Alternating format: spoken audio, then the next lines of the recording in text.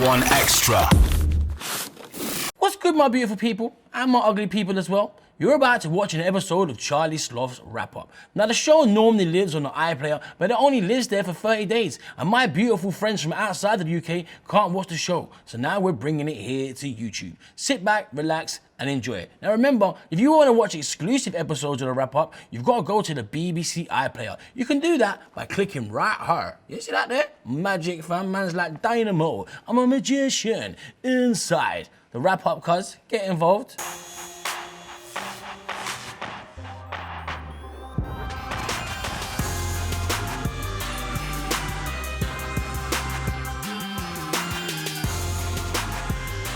What's good? It's your boy Charlie Sloth, the People's Prince, the best looking fat guy in the universe. And this week, Charlie Sloth's wrap up comes from New Jersey. We are here to catch up with the legend that is Fabolous. We're here at his recording studio. It's about to go down.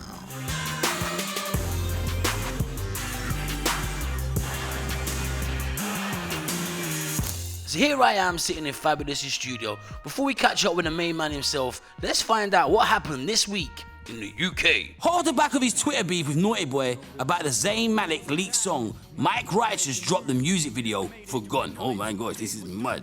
I'm still nameless, but keep your nameless too. I'll send the goons to hit your studio and they can take your tunes. Hey, nah, cause I can't lie. I am so jealous about this next story. Last week, man like Skepta got to hang out with Michael Jordan in Paris as part of the 30th anniversary of the Jordan trainers. Oh my gosh! And finally, Tiny Temper is starting a new charity to help university graduates find jobs by funding either new suit purchases or travel expenses to job interviews. That's a sick thing there, man like Tiny. How are you, bro?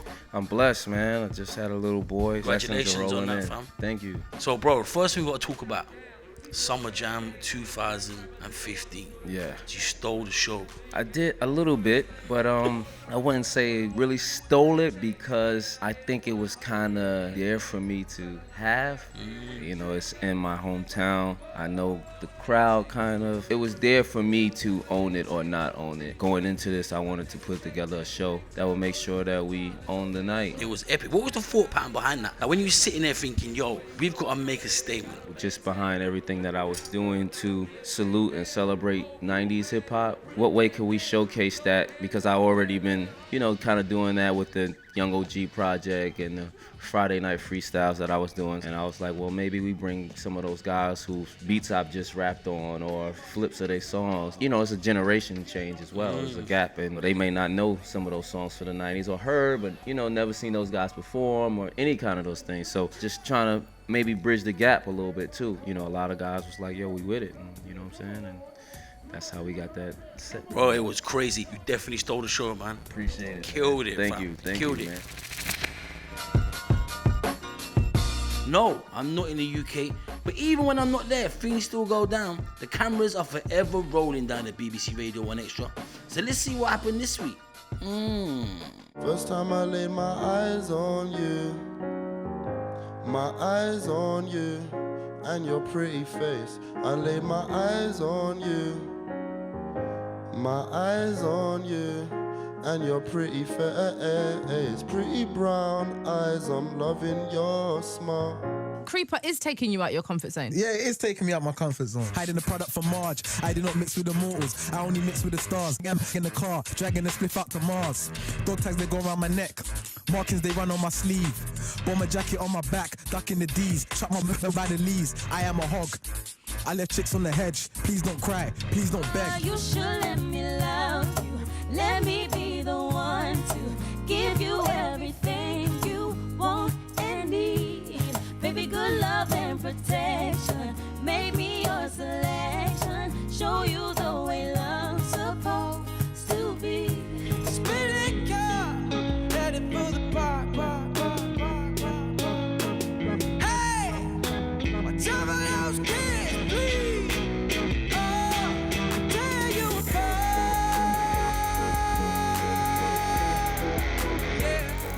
your Twitter game is mad. You are crazy funny on there, fam. Yeah. Talk to me about these Twitter beefs. I kind of fell back on being the funny guy on Twitter because when you're making fun, I guess when it's put on the world stage, you know, it makes them even a little more sensitive. And I fell back from it. It's just extra bullshit problem. It's like, you know, it's nothing really serious, but it's just an extra thing floating around like a little gnat in the room. You know what I'm saying? So just don't let it become your persona, so to say, where everybody's looking at, oh, he's the Twitter comedian. No, that's not what I do. Did you ever have any comebacks? Not really. The most serious one I guess everybody knew was the Ray J thing, which stemmed from the Twitter thing. But that was one of the things that let me see, like, all right, these things are just escalated into some point, somehow, some way, it escalates to something else. Even if the next person takes it as a joke, they'll get agitated over people keep bringing it up to them or laughing about it. Like, I never meant it in any kind of like crazy malicious way. Like, I never called anybody out their name or, you know, attacked anybody's families and stuff like that. You know, it would just be jokes. It would be like kid jokes, like when you sitting at lunch table at lunch and joking somebody. It was like that. It's like snapping. It wasn't trying to disrespect anybody. Is there one artist out there right now that you haven't worked with that you'd love to do something with? I would have to say Eminem. That would be at the top. There's only maybe a couple guys, you know, that I haven't worked with. That how much respect and love I have for the craft and what he does. Crazy. You know, pen wise and syllable wise and metaphor wise. I've paid attention to that from the start of from when he was doing crazy, insane raps. You know, the slice your mother's head off type of. You know, when that Eminem was. So I've always seen his lyricism. You can see somebody's skill no matter what it is. His skill set is crazy. Right.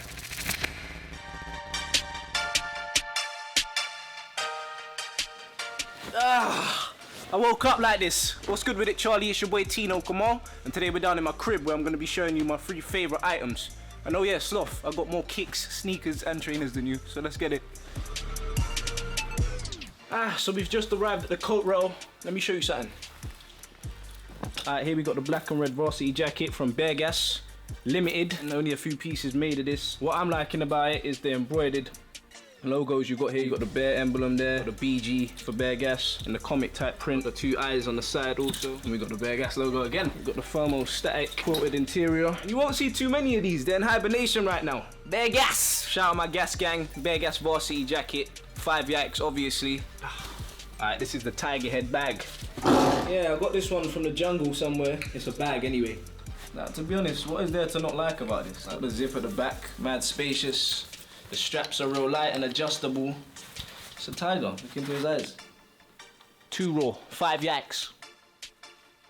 Alright, next one up, the blazing saddles, as I've called them. Giddy up. We've got the metallic material on the front. We've got the embroidered stitch cap, which I'm gonna call Sylvester for this one. We've got the cow skin on the back, bad. Alright, episode's done, got a boot, 5 yikes. 1 million copies, that's Oh, sorry guys. Yeah, thanks for that, Tino Kamal. Tino Kamal will be back next week with more dope drops. Can't wait to see what he brings me next week. 1 million sales. Let's talk about your story, getting into the game. I know the story. I want to hear it in your words. How did it all happen for Fabolous? I'll put the title first before I tell the story, is that I just made the most of an opportunity. Young kids ask you, you know, how should I do it or what should I do? Or it's just like, well, when you get an opportunity, make the most of it, because you don't know what that opportunity leads to. Even if it leads to nothing, you could walk away and say, I gave my all to that. Yeah. I gave it 100%, see what comes of it. That's where my story comes in, because I had this opportunity to meet DJ Clue. And he was like, yo, can you come in and rap on the radio for us? And I was just like, okay, but I had no, you know what I'm saying? So I had to collect myself, get it together. So I set a freestyle on air, and I could see, like, you know, he liked it and was, you know, kind of impressed by it. And I gave one more freestyle that I did on the air. And, you know, after his radio show, he's one of the people that we exchanged numbers, and it actually got a phone call, you know what I'm saying? A lot of times in that era, people exchange calls. You call it as a voicemail. You never speak to them again. And you'd be like, oh, all right, that didn't pan out to nothing. Began working with Clue, and you know, the rest kind of became history. And I had to tell my son recently. I took him to the All-Star game, man, and Steph Curry came over there and was like trying to get my son to shoot the ball. He just threw the ball back to Steph. So when we went and sat down, I'm like, yo, why you didn't want to shoot it? He's like, oh, I don't want to miss in front of everybody. And I was just like, oh man, like you gotta shoot the miss. You know what I'm saying? You can't say that you're gonna miss before you miss. You gotta always keep in mind that you could possibly make it. And if you miss, you miss. You know what I'm saying? But you took the chance, you took the opportunity. About a month ago, he was like, next time I get that chance to shoot, I'm gonna shoot it. I said, oh man, it's over now. You ain't getting that chance again. Like, it's over now. He's like, yo, he said, nah, but I'll shoot it. Next time I get a chance, I'll shoot it. I was like, well, at least you learned something from it. Yeah, respect that. It's been a good week in the Kardashian West household. Kanye has made more headlines in fashion circles this week by being named #1 for GQ's list for the most stylish man alive. And to add to that great news, Kim revealed on Father's Day that the two are expecting a little mini Kanye this time around. If there wasn't already enough trouble in the Cash Money camp, it just keeps getting worse. Now the word on the street is that Nicki Minaj and Drake will also probably leave Young Money. Drake even rapped about not getting paid on If You're Reading This, It's Too Late. Walk up in the label like, where the check though? Yeah, I said it. The song is called Star 67. P. Diddy has been arrested after trying to assault his son's football coach. The story goes, Diddy's son Justin was told not to return to UCLA for training until the end of the summer, which didn't go too well with Pop. So Diddy, being Diddy, took the trip to confront the coach. And allegedly, the coach wouldn't speak and told him to leave or he would call the police, which of course led to Diddy throwing a kettleball at him, as you do, narrowly missing the guy and ending up being arrested and released on a $50,000 bail. This story would not be complete without 50 taking this opportunity to take more shots at Puff. The rap mogul is now being accused of making terrorist threats during the fight at UCLA. Puff? Terrorist? The Brooklyn rappers are beefing. Joey Badass and Troy Ave seem to want to prove they are both the #1 independent artist out. After defending his low first week sales on New York radio, Troy Ave proclaimed himself the biggest and best independent artist today. Joey Badass took to Twitter to send a friendly reminder that he sold over 57,000 copies of his album in the first week, and he is in fact the #1 independent hip-hop artist of the world while still being 20 years old. Troy Ave wasn't having that and was happy to remind him that he works for Sony and is a fake independent. That's all for this week, Charlie. Catch you next time. Thanks a lot for that, Valerie. We've got more from my US gossip girl next week right here on the Wrap Up. Now, albums, bro. 6 deep already. Yep. I'm waiting for 7. Yeah. Hey, Loso's Way 2. Is it coming this year? I'm preparing Loso's Way 2 for the end of the year. You know, a lot of people of course, have been wondering where that's at, even through me giving them other projects. It was more a production thing, too. I was going for a certain sound, and I wanted to stick to that, so I didn't want to put it out and it'd be like 70% one direction, and then the last 30%, we just scrapped a couple joints on the end of it. You know, trying to make it sound like a complete project, more than just like, 15 songs thrown together. Sometimes that was hindering the process of finishing it because we didn't have those final songs. And then time goes by, and then I put out a soul tape, and then I do this and do that. And, you start rolling, you start traveling, life starts happening, you have a baby, all type of things happen, man. I'm really focused now on finishing up Loso's Way 2. I think it's great timing, and I think we're rolling into, everybody's been waiting for it on that scale. I didn't want to come out of nowhere and just drop it. And, nobody was looking for it. I wanted to build the anticipation, get everybody back. I'm interested to hear this project again, you know what I'm saying? When I come in the studio, bro, I see beats, yeah. Loso. I was like, yo, close the door a minute. Man's gonna click the phone, have a little listen. Is that where the magic is, right in there? That's where we put some beats where they have some potential. Sometimes it's good for something else, we'll keep it to the side, or if it's just a good beat in general, maybe not fitting what we're working on at the time, we'll hold it to the side as well. What can we expect? Is it Gassament 100? Is it gonna be a mad thing? Is it gonna get everyone feeling a certain way? I think it's gonna feel dark and cinematic, but at the same time have its bright points in there too. I don't want everybody to think like, oh, he's making this gothic album or something like that, but first Loso's Way, I was going there, but then I got, sidetracked by a couple things and had to get the project out, and we just didn't tell the whole story the way we wanted to. With this one, I think we are more in pocket of telling the story that I want. Wow, how mad was that? Fabolous really is that guy. What a G. Now I hope you've enjoyed the show today as much as I've enjoyed bringing it to you. I'll be back next week with more Charlie Sloth's Wrap Up right here on the BBC iPlayer. Tell your mum I'm on the way round, get the kettle on. Oosh!